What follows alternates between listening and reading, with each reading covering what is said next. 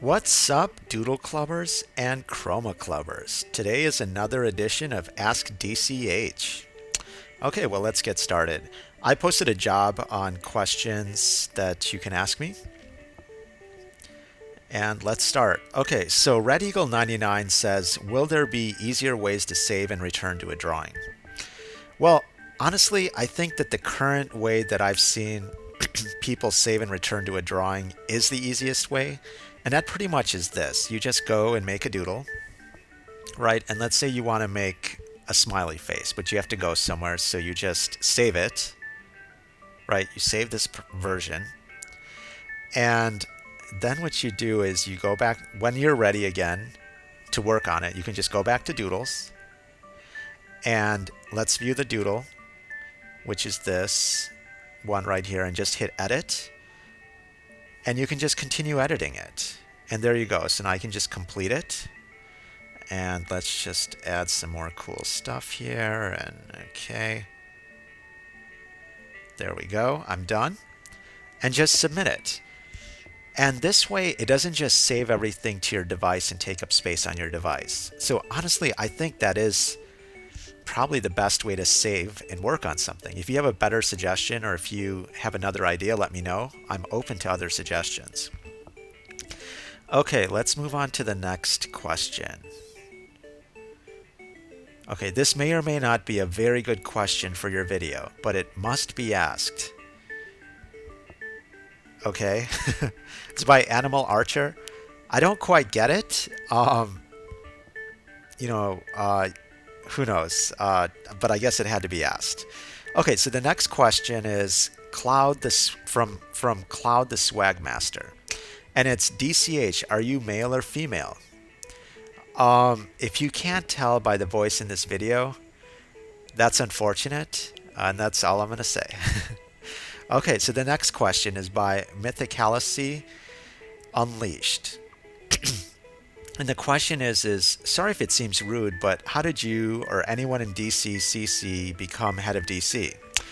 And where were you, or were you here from the beginning? And why did they change DC?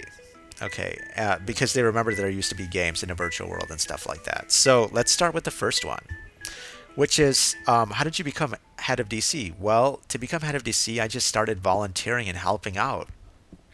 Um, you pretty much become the head or kind of the leader in anything by just taking initiative. And same with like think of the other YouTube characters that you watch on YouTube.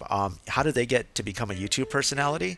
Well, basically what they did is they just started posting videos. They didn't ask someone for permission to post videos. They just started posting videos.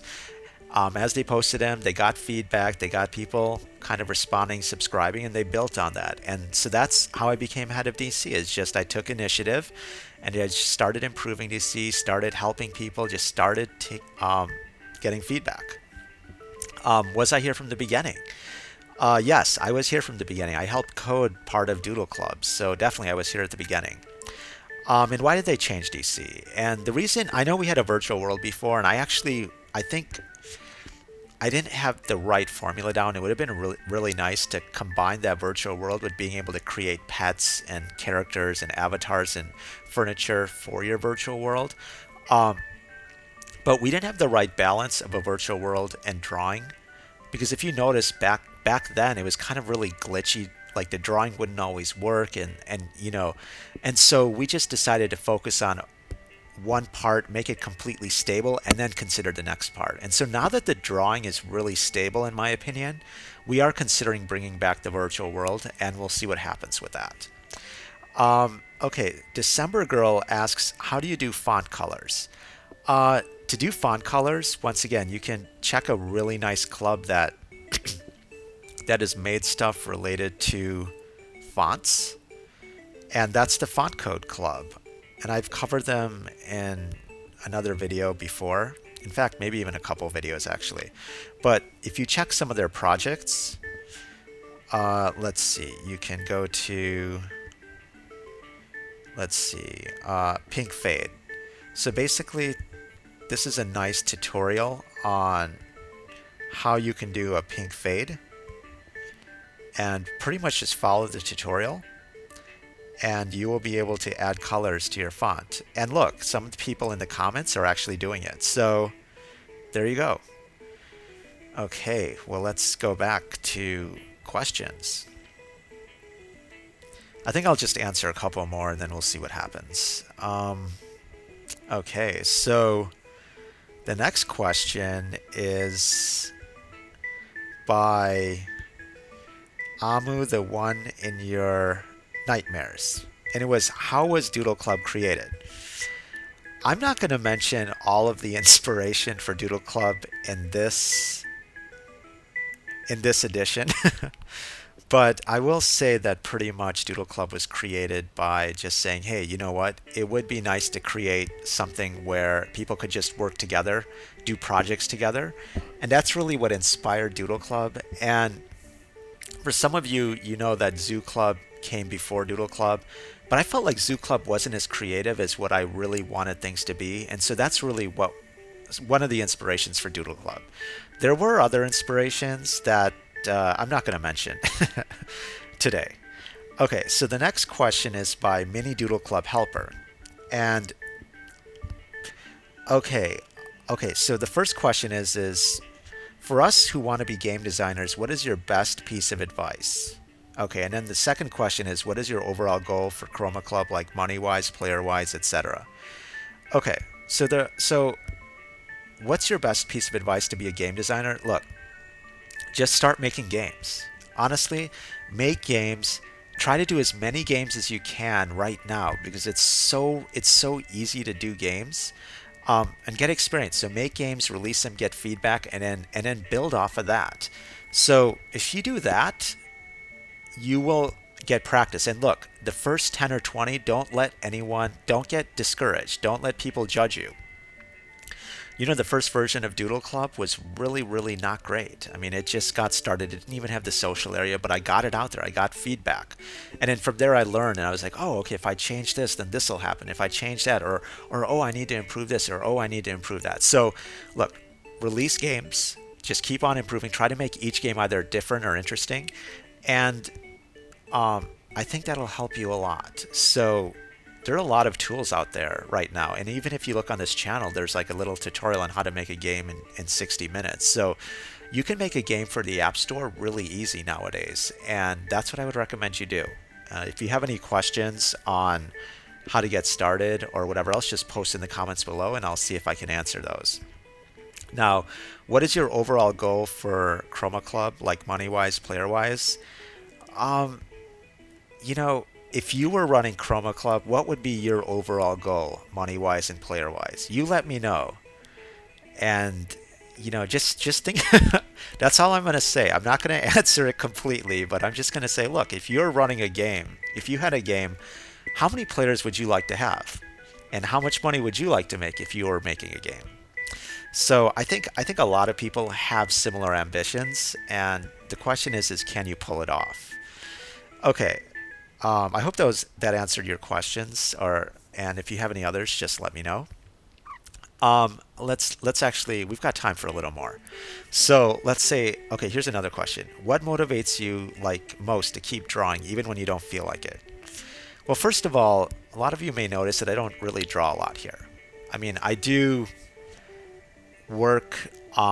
definitely play Doodle Club and Chroma Club, but I'm not necessarily drawing. I do enjoy drawing some more stuff now that I've been kind of doing some different prototypes related to changes for Doodle Club and Chroma Club.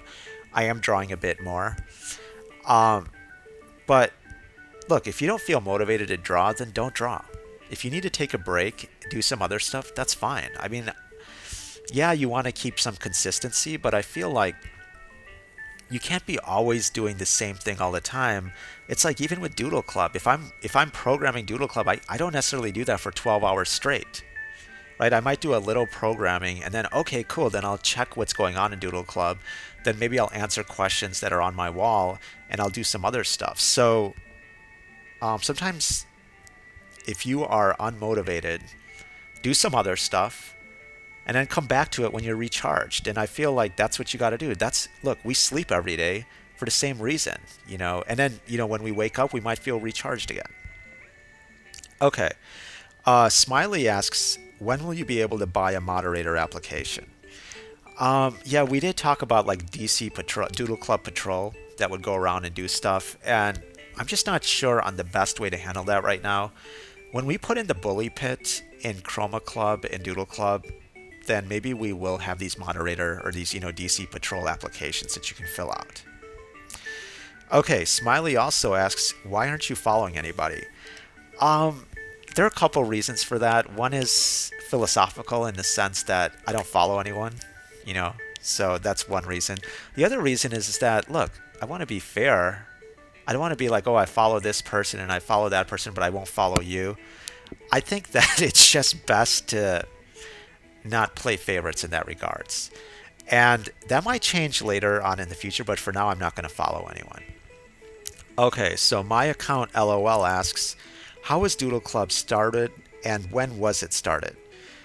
Like I said before, Doodle Club was kind of started to inspire people to do projects, to create stuff, to do stuff together.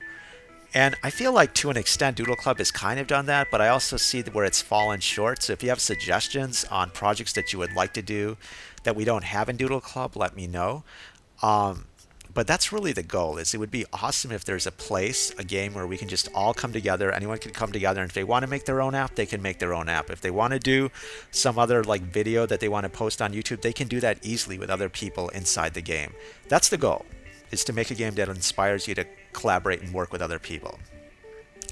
Okay, and then finally, the Lavender Quill Christmas Edition asks, what is the purpose of a club?